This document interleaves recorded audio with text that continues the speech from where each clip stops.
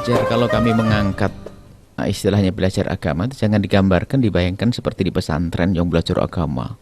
Oh tidak, hanya perlu 4 materi ringan. Ya, ya.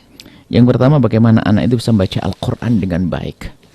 Dan itu bagi anak-anak yang kecerdasannya rendah, itu bisa 6 bulan, 1 tahun sudah bisa lancar baca Al-Quran. Kenapa? Karena dengan baca Al-Quran ada nur.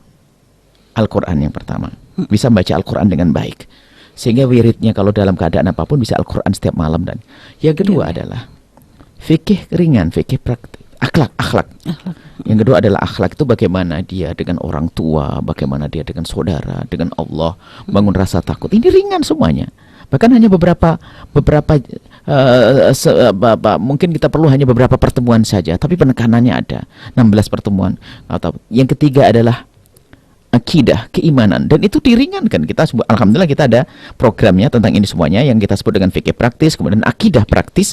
Bagaimana yang penting anak-anak itu imannya benar, itu saja, bukan dialog falsafah yang panjang lebar, itu tidak.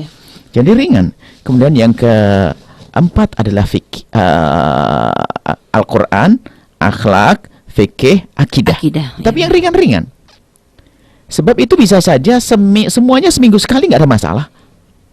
Asalkan waktu mengajarkan benar-benar dan dijadikan ini materi tidak kalah dengan matematik dan fisik dengan yang lainnya. Artinya nggak lulus juga nggak lulus. Ya. Kalau nggak lulus ini adalah nggak lulus semuanya. Dan paling bagus mengambil waktunya jangan waktu anak-anak udah capek. Bukan waktu capek, kalau perlu, karena ini adalah untuk mengeces biar seger selamanya di waktu-waktu yang paling bagus. Jadi ini jadi ringan.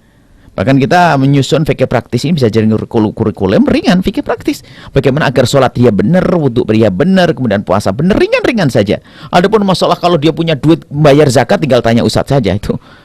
Hanya meyakini wajib zakat itu saja. Untuk ilmu zakatnya nggak perlu, kecuali sudah dapat harta nanti. Kemudian masalah akidah itu ringan saja. Bagaimana mengenal Allah yang jangan tidak perlu berat-berat.